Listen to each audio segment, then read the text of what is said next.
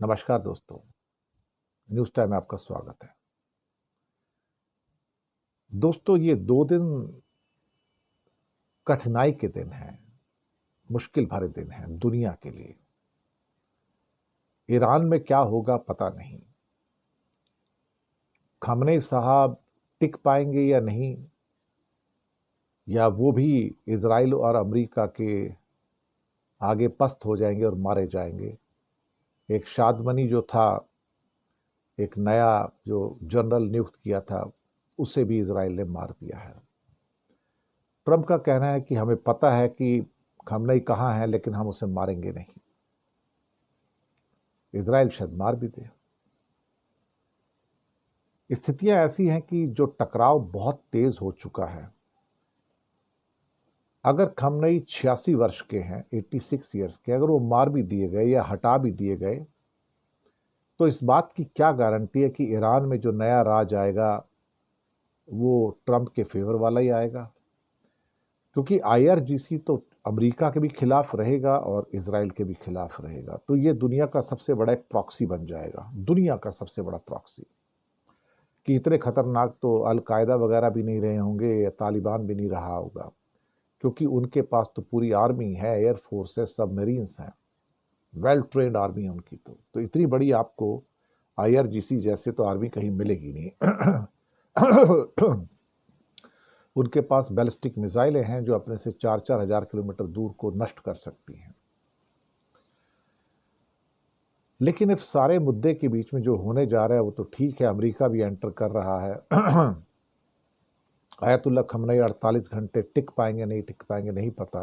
जब तक मेरा एपिसोड रिकॉर्ड हुआ आप तक पहुंचता, हो सकता है जब तक एपिसोड आप तक मिले तब तक ही कुछ हो जाए। लेकिन इस बीच पहली टिप्पणी शी जिनपिंग की आई है, इंपॉर्टेंट है। मुझे लगता है कि उस पर गौर करने की ज़रूरत है। चीन का पहला वक्तव्य ऑफिशियल, वो भी शी जिनपिंग से आया है, जो दरअसल इस टाइम सेंट्रल एशिया में अस्ताना के अंदर है, और वहाँ पर चाइना और सेंट्रल एशिया का एक शिखर सम्मेलन हो रहा है, समिट हो रहा है। तो अस्ताना के अंदर बोलते हुए दरअसल क्या कहते हैं कि कुछ इंपॉर्टेंट बातें कही हैं। कजाकिस्तान की राजधानी है, तो कुछ इंपॉर्टेंट बातें उन्होंने कही हैं। उनका कहना यह है कि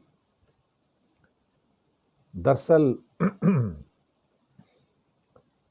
इजराइल ने ईरान की सॉवरेनिटी, सिक्योरिटी और टेरिटोरियल इंटेग्रिटी का वायलेशन किया है। मुझे लगता है बड़ी बात कह दी है, और शायद इजराइल को ये बात चुभेगी। और उनका कहना है कि मिलिट्री सॉल्यूशंस समस्याओं को हल करने के तरीके नहीं हैं, और रीजनल टेंशन का बढ़ना इंटरनेशनल कम्युनिटी के लिए ठीक नहीं है। उनका कहना है कि चाइना इस मामले में अपनी भूमिका निभाने के लिए सभी पक्षों के लिए काम करने को तैयार है, अगर वो चाहें तो। मैसेज बहुत बड़ा है इसके अंदर, मैसेज बहुत बड़ा है। लेकिन मैं ये समझ के चलता हूं कि जिस हिसाब से जो डिस्ट्रक्शन ईरान में हुआ है या मनमानी की जा रही है, और अब अमेरिका भी उसमें एंटर होने जा रहा है, तो कहानी अभी पूरी खत्म नहीं हुई है। इस कहानी के कई मोड़ अभी बाकी हैं,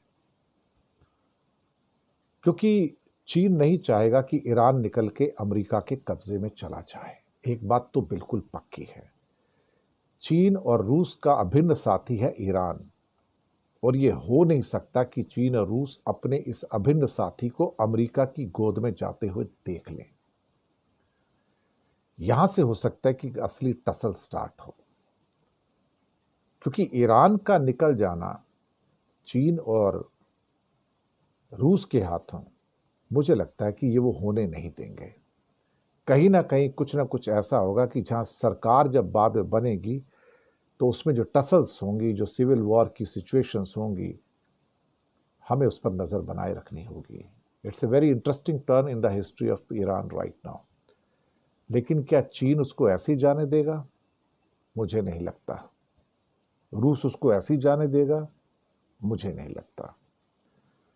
सरकारें ऐसी नहीं आ सकती कि जो सिर्फ अमेरिका के और इजराइल के हित वाली हों। सरकारें तो शायद वही आएंगी जो रूस और चीन के हित की हों। ये मुझे लगता है, हो सकता है मैं गलत भी हूं। लेकिन शी जिनपिंग बोले हैं, बड़ी बात है। आयतुल्ला खमनई क्या 2 दिन सरवाइव करेंगे? देखने वाली बात है। जैसे जैसे खबर आएगी हम आप तक पहुंचाएंगे। फिलहाल के लिए तो हम भी अपनी फिंगर्स को क्रॉस करके रख रहे हैं।